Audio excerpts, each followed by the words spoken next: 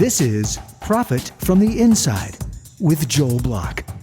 Insights to give your business the inside track. And now, here's your host, Joel Block. Are you as influential as you think? Maybe more so, or probably less so? To discuss influence in leadership, Stacey Hanke, welcome to the show. Thanks, Joel. How are you? I'm good. How are you? Hey, good. Very cool to have you. This is going to be a fascinating conversation for sure. So start out by telling us just real quick, a little bit about influence. What is influence from your perspective? And let's just kick it around. Yeah. And I think there's a lot of misperception around it. Most people believe influence is you can have a high stakes conversation, whether that's a boardroom meeting, whether it's a presentation, and you have to turn it on. And I always give the example, Joel, you probably can relate to this. If you've ever been in a meeting and whoever is facilitating the meeting, they get so caught up in their own dialogue that suddenly it's like they're having a conversation with themselves because half the room is down on their smartphones, their side conversations going on. And the person leading the conversation just decides, well, I'll talk louder, faster. I'll continue to torture you even more with hopes I eventually find the point. That's not what influence is. Influence isn't something that suddenly you gain based on your title, your years of experience. Here's what it is. My approach to influence is that the body language and the messaging, verbal and nonverbal, are consistent Monday to Monday. That people never have to guess who shows up, whether you are caught in the hallway back at the corporate office, whether you're caught on a virtual conversation. That's one side to influence. The other side is just as important, where you have this ability to move people to take action long after the interaction has occurred. Okay, so I think about influence as the second one, the ability to move people. But I think the reason that they move is because of the first one. Exactly. Okay. I always use the phrase of, it was always ingrained, and it really was my dad. It was always ingrained in me. It does depend. It really matters how you show up, how you stay showed up, and what you leave behind. And when those are all of a very positive experience, however you perceive what that positive experience is, that's, I think, when you have influence on someone long after the conversation. I don't want to have influence on your listeners just during this podcast, this show. I want you to be able to have influence on them 3 days from now, 3 weeks from now, 3 years from now. And you probably can relate this in your business when you are making a sales pitch. Perhaps it doesn't land that day for whatever many reasons, yet they call you 3 months later, or they happen to call you 3 years later and say, you know, I remembered you and I like what you do. You had some impact on me. Now I'm ready to move forward. You won't believe this. When I first got started in my seminar business, I really had a very short patience, that I really wanted people to come to the program. And what I kind of realized over time is that people are going to come when they're ready to come. That's it. They're going to show up when they're ready. Right. And there was a guy a year ago in New Jersey.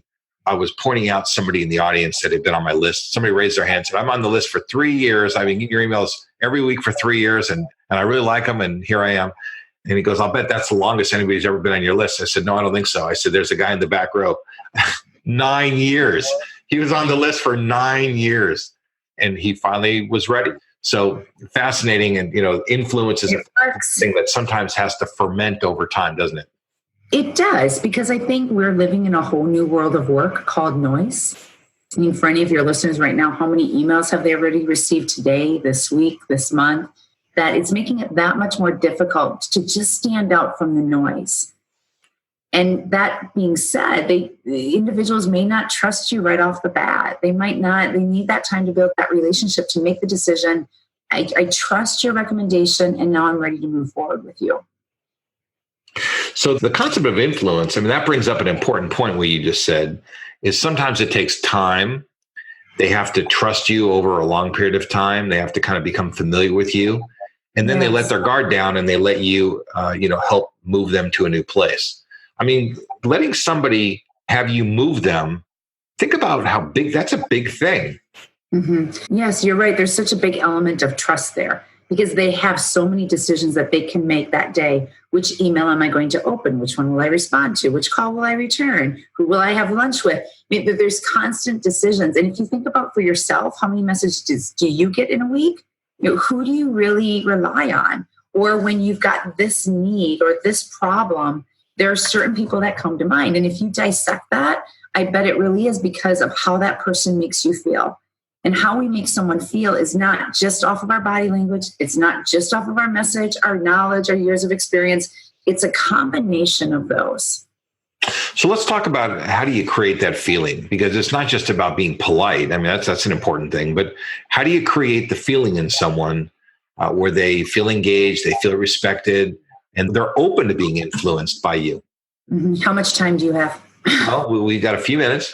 Go ahead. Let's go on the messaging side first. I'm going to use an example of a sales pitch where we get so caught up in a message that we think everyone wants to know our many years of knowledge and they want to hear everything that we know. It's taking the message and having brevity with it. This whole idea, there's not a single one of us that isn't guilty of saying too much. Yet we are impressed by leaders who can have impact through their words with very little words. I always start coaching with someone with brevity and making sure that the words they're using truly resonate with whomever they're trying to influence. And we know this, but how many times do we really think about it? We're racing through the day, shooting email off of email, having call after call. We don't take the time to think about, it's not about what I want them to hear. It's what do I want them to hear, but they also realize they need it. You know, I guess it's all about understanding that there's another person on the other side of the table. And truly being genuine, sensitive, and that you really care. And then you take the body language. I mean, there's like 8 delivery skills that we teach. That's why I was teasing you, how much time do you have? And it's communicating through your body language that you really do care. You're not multitasking on your phone. You're not interrupting them and cutting them off. You're not communicating this body language that you say you're there through your words, that you're really passionate to be there, yet your body language communicates something completely different. And I challenge your listeners, how many conversations this week do you really think about when you're in the heat of the conversation? How many of us really think about, I wonder what my body language is really communicating right now? We don't think that way. But this isn't like a couple techniques and the problem is solved. I mean, we're talking about an attitude. I mean, if somebody doesn't pay attention or they prioritize their phone higher than whatever the situation is, and I'm not talking about like a glance because some emergency thing happened. I mean, but, really, we all know what really rude behavior looks like. You can't just give somebody a couple techniques like, tilt your head to the left and that body language works, because that's ridiculous. So how do you influence people that really need to be corrected so they can be better influencers? That's the hardest part, because you're going to have patience. You got to have to put in the work. So I'm going to use an analogy of any sport that any of your listeners have ever played, golf, tennis. You don't take one lesson and suddenly you can play in the US Open. It doesn't work that way. And for whatever reason, majority of the people I work with don't realize that our communication and our influence, it's the same thing. It's every influence skill, every body language, the thought process, and many steps I walk people through and how they work through their message. That's practicing it all the time. It's not, I have a big presentation coming up tomorrow and I'm going to practice. Well, at this point, it's too late. That's authentic. You're going to sound. On the topic of golf, I think Lee Trevino said, somebody was practicing, got to 4:00 in the morning and they're on the practice tee. And he said, "What are you doing?" "I'm practicing." And they said, "Look, if you didn't bring your game with you, you're not going to find it on the practice tee." Yeah, I'm sure you can relate to this, Joel, based on what your speeches as well. I was at an event last week and they wanted to do a rehearsal. My idea of a rehearsal, though, is let me just check my slides, let me out the microphone. And the AV guy, I hop off the stage. It was like 2 minutes I was up there, right? And I hop off the stage. I'm like, I'm good. And he said, you're not going to rehearse it, like go through all of it? And I looked at him and I told him, if I don't know it by now, you do not need to be paying me. He's like, you are the first person that has not gone through yours. I'm like, I need to know it. So my point being here is the toughest part about what we give, because it sounds so easy, this whole idea of make sure your body language and your messaging are consistent. It's muscle memory. So like your golf swing, you've been playing golf for 10 plus years and someone starts messing with your muscle memory, your subconscious is going to fight you. And it's going to say to you, if it's uncomfortable, it must be wrong. And that's where breaks the water spread on those people that are willing and open to do the work, and those that are like, you know what, I'm fine. I've gotten the results that I've gotten. I'm good.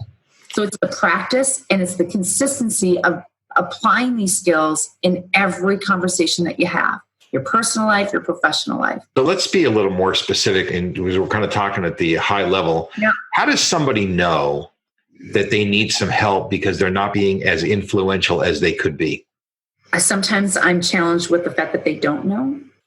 The only way that they would know is either someone has really given them constructive feedback. And Joel, I'm not saying, after this show, I say to you, oh, good job. You did a nice job of interviewing. But that's not feedback.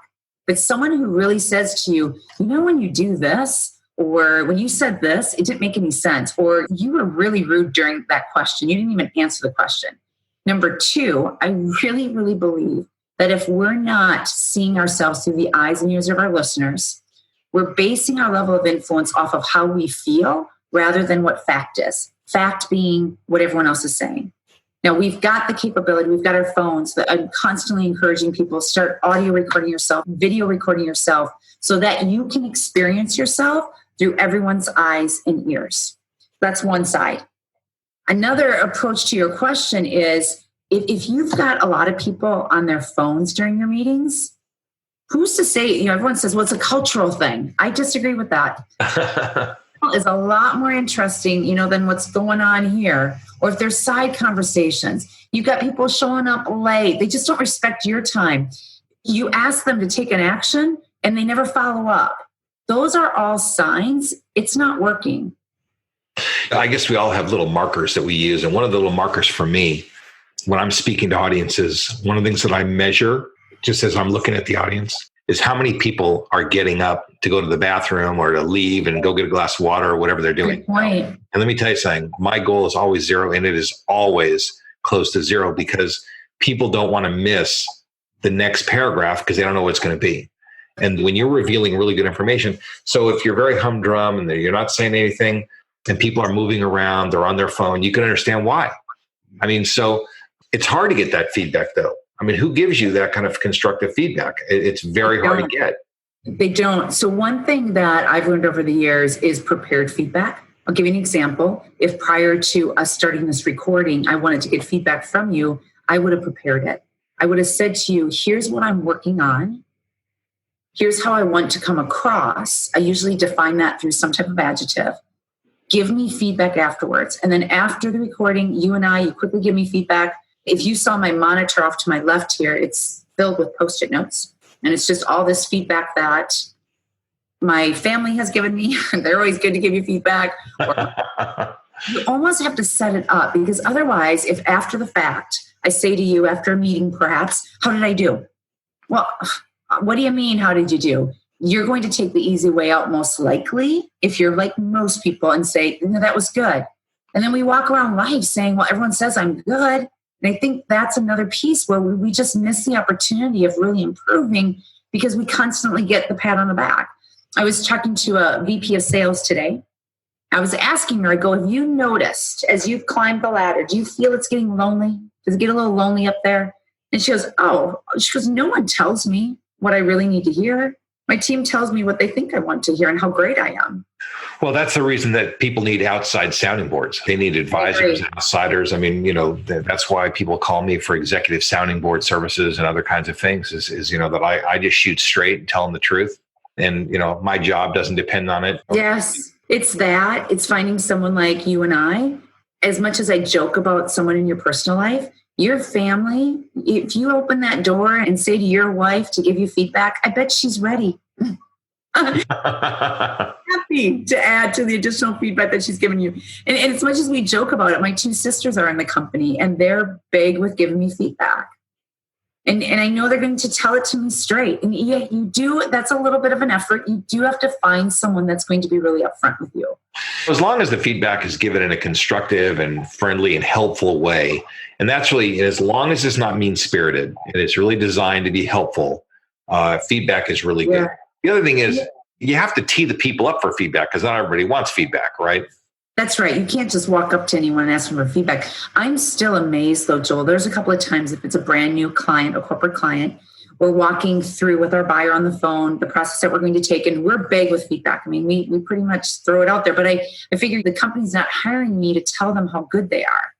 I'm not saying they're not good. It's they're hiring us to talk about what's not working for you and how can you correct it to have more influence. And there's been times, Joel, when I talk through how that feedback's going to feel and sound and look, there'll be this long pause on the other end of the phone with the client.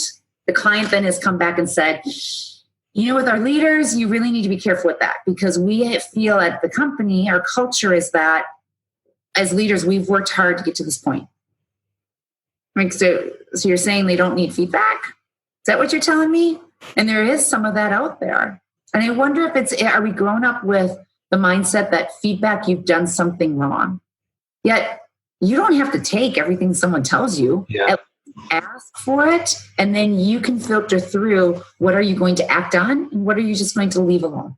Listen, one of the things I tell people is like, I'm going to give you advice, not directions. So you do with it what you want. I like that. Then on the topic of negative feedback or some other stuff, there was I think Bill Gates wrote a book a long time ago. And one of the things he said is that he doesn't say, how are things going? Tell me how we're doing. And he says, tell me what's going wrong. I want to know what the problems are so we can work on those. And, companies, I think that people are afraid of negative feedback. I don't know. Maybe they're worried they're not going to get one of those 9th place ribbons. I don't know. It's that. And just from talking to some of the leaders that will do one-on-one mentoring, so you put them behind closed doors, just you and them in a room, things come out, right? Yeah. And I've had individuals say to me, my greatest fear is anyone back at the office finding out that I'm doing this mentoring. And then when I ask them, well, it's going to raise your credibility that they also know that you understand influence is a lifelong process that we all have to develop. And their comment is, well, my fear, I've made it to this position. I should know how to do this. That's really a misperception. None of us can live on an island. None of us. In fact, one of the things that I always say is that the hallmark of a great idea is it gets bigger with every person who touches it. You want many people to touch your ideas. And then you want to bounce your idea off somebody and find out if it's kind of a dumb idea before you put it out there publicly, or poke holes in your idea so you can do better when you finally go on stage. Mentoring is like a dry run. I mean, those coaching kind of arrangements they're like practice sessions for your big show. And especially when you're talking about leaders constantly developing, as a leader, the camera is always on. People are always watching you because they're trying to figure out, how did you get to be that VP? Especially if that's what they inspire to do, they're watching your every move, that at least to know how you react every day and how you communicate, how you're creating these relationships and maintaining them. People see that. They see that in the works, and they see when it works and when it doesn't work. I really do believe the camera is always on because it really is just the eyes and ears of our listeners. I wouldn't say that every one of these leaders in our bigger companies, they're not all that impressive. And I think people look at them like, how did you get this job? Not like you're so impressive, but who did you know to get this job? Because I think a lot of these people are really underwhelming. And now some of them are spectacular and they really are gifted and they unify companies and cultures. But I think people look at a lot of these people and say, you're kind of a knucklehead. How did that happen? We do that a lot at our company. Yes. Like, how in the world much less did they get the position and they still have it? Yeah. Missed gap. I don't know. Do we push people into these positions of influence because of their tenure, their years of experience? And then you make a good point too. I think there is something to be said about who they know. Well, I mean, maybe it's the Peter principle. You promote people till they're over promoted, and then they can't do it anymore. And that's famous in corporate America. But, somebody came on the show recently and told me a great story.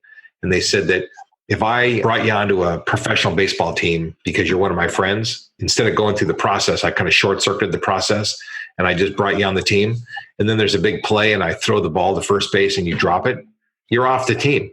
So in higher profile environments, it doesn't matter how you got on. What matters is how you stay on. So, there's two issues, but let's go back to the influence thing. Because I love this discussion. So body language is important. Intentionality is important. Consistency is important. You've said a lot of things, but what are some of the very specific things that people can do to have more influence and how do they go about doing that? I'm going to list the top 3, and the top 3 are really where I see people struggle the most. When it comes to the messaging, it truly is this concept. It's almost like they're having a conversation with themselves. They're caught up in their agenda. And to be able to adapt their message on the fly, even when you've prepared for the conversation, which Joel, I believe is fake as well. I mean, how many of our conversations in a day are off the cuff? Majority. Yeah. I mean, think about that. The majority, and even if you say, for example, it's a presentation, you prepare the presentation, you still should be able to adapt the message on the fly based on the body language that's happening in front of you and based on what they're saying back to you. So that's I see as one challenge, because that's hard to do. You're going out on a limb when you're just adapting and thinking on your feet. The second I brought up a little earlier, and that's brevity. We say too much. We ramble. We go out in right field, and then we're out in left field, and we're wondering how in the world we got there. It's being able to really select the words, the sentence structure that has a lot of impact without many words, so that your listeners can follow you every step of the way. You just follow that story, follow that script, that messaging. The third one, and it seems so common sense, but I don't see it, and it's what we do with our eyes. We call it, in my company, we talk a lot about eye connection, that you only speak when you see eyes. No eyes, no talk. You're looking at your phone, or you're looking at the PowerPoint deck behind you, or you're walking that client through a marketing plan or proposal. The more we look away and we're still talking, the more we encourage that listener to do anything but listen to us. It's important because what we do with our eyes is the only body language. So think delivery skill. It's the only delivery skill that conveys trust. It's so funny that you say that, because I say to my family and sometimes other people that, they'll yell across the room and you can't hear them. And what I'll basically say is, if I can't see you, I can't hear you. That's it. So it's fascinating to hear you say that. I've really never thought much about it, but what you're saying makes so much sense that, our eyes are probably among our most important communication components, And I really believe, our phones. Sometimes I wonder, is our phone causing face-to-face to become a lost art? And just pay attention to this, all your listeners, everywhere that they're out in public, how many eyes are down in their phones? It's competition for eyeballs. Well, one of the things about influence for sure is that you have to learn how to use the medium that you're using. So text, there's a right way to do text. There's a right way to do email. Text is ultra short, email is medium short. A phone call could be longer. Maybe there's an introductory phone call. So you have to understand pacing. You have to understand a lot of things about communication that a lot of people seem not to understand very well. And I think mastering those things helps you be more influential too. You're bringing up another good point. When I talk about consistency, now you're bringing up text and email and Facebook, social media. That also has to be consistent, Joel. Now, give me an example. I get a kick out of any time I get an email from my client, and it's like I have to decode it because there's grammar errors and spelling errors. I'm like, well, I can't even read this. And then in the bottom of their email, it says, this is from my phone or whatever. Please excuse the errors. I'm like, excuse your errors? Why should I excuse your errors? Or social media. And you know this. How many times have you seen a post somewhere and you're thinking, I can't believe you just posted that? You're going to share that? Yeah. Everything that we do, anything that's our names attached to, that's building our reputation or it's destroying it. And the good news, and part of reputation, I think, influence is all about reputation management, how people experience you, what they think about you. Here's the good news. You have control to some degree of what people say about you behind your back. And that's really about how people experience you. And I say within reason, right? There's definitely some people they're just not going to connect with you for whatever reason. But when you look at the majority, so you're right. It's giving thought to, even when you put together an email, the advantage there, or even a social media post, you can look at it a number of times before you shoot it off versus a live conversation. You better be thinking on your feet, because every word that comes out is going to land a certain way. I wonder if grammar and having good sentence structure and properly spelled words is a value that's held by people who are 35 or 40 and above. I just wonder if younger people, they have a whole bunch of new words, they spell them in funny ways, and then they misspell things that aren't spelled funny ways. And I think that they think about these things in a different way. To me, like, I don't even like to have one word, spelled wrong. And it just happens, like, I'll dictate something and I miss one word, but it happens. I think we're really looking at some really big social changes. We are. And, I've had the younger generation, anyone that's younger than me, the younger generation make comments to me about, I've learned to communicate via my technical gadget. And now I get in corporate world, and that's not the only form of communication that's out there. I don't want to put the focus just on the younger generation because, Joel, I have worked with older people that you think, where did you come from? Like, how long have you been in the company? So I think it definitely goes both ways. My biggest advice, though, is always know who you're talking to and ask. One of the things I always ask my clients is, what's the best way to follow up with you? Are you text, email? And I have clients that will say to me, I just want you to text me. Now, of course, we have to have a phone conversation or a live conversation at some point. If I wouldn't have that conversation with them, though, I could be calling and they don't respond, but they respond to a text. So if I need something fast or I just want to stay in front of them, again, to keep that momentum of that relationship getting built going, I always ask, what is the best way to get your attention? Yeah. Well, listen, once you're on their radar screen, they'll tell you. They'll kind of give you the phone number to the red phone. They do. Yes. It's like the Batman phone, right? Yeah, the bat phone. There you go. They'll give you the key to that. We all have a red phone, that we answer when the time comes. So anyway, any last tips that you want to share, related to being more influential, being more empathetic about the person on the other side of the table? Any tips you want to share? I think it's taken a step back from our busy lives, and we all have them. We're all busy. It's just a matter of how we spend that time. It's really take a look at how people are experiencing you. Yeah. And you take that big step, and I swear, the only thing I could have said today during the show, and everyone would have valued from it and saved them how much time, is simply said, just start audio and video recording yourself. That's all you have to do. Is you're your worst critic, you're your best critic. Once you start seeing it, you'll make changes. And then finding that person in your life that can really be your accountability partner, someone that can just give you reminders of what you need to change and what you need to improve. Because influence is not a one-stop shop here. It is truly a lifelong process. And I think that's why some are really good at it and aware of what they're doing, and others, they're just not consistent with it. It's so simple. It's so common sense, but common sense is not always common practice. And so it just really, but this is really the inside track for how better communications happens, and better communications absolutely results in more influence. So I really appreciate you sharing that and helping our listeners to profit from the inside track, the inside insights that you bring to the table. Thanks. Yeah. I always tell people, Joel, you can be the smartest person in your industry. If you cannot communicate in a way that people understand it, does it really matter how knowledgeable you are? It does not matter, because if you can't make people understand it, then, and listen, using big words isn't the answer. No. So, Stacey, listen, thank you very much for being on the show. It's just a pleasure to be with you here today. I really appreciate it, and we'll look forward to being in touch, and I appreciate your friendship. Thank you, Joel. Back at you. You've been listening to Profit from the Inside with Joel Block. For more insights and to learn more, visit joelblock.com. How about a shout out and a giant thanks to my podcast producer, David Wolf, and his team at Podcast and Radio Networks. Profit from the Inside simply wouldn't be what it is without David and his team. For more information or to learn how you can launch and produce your own podcast, reach out to podcastandradio.com.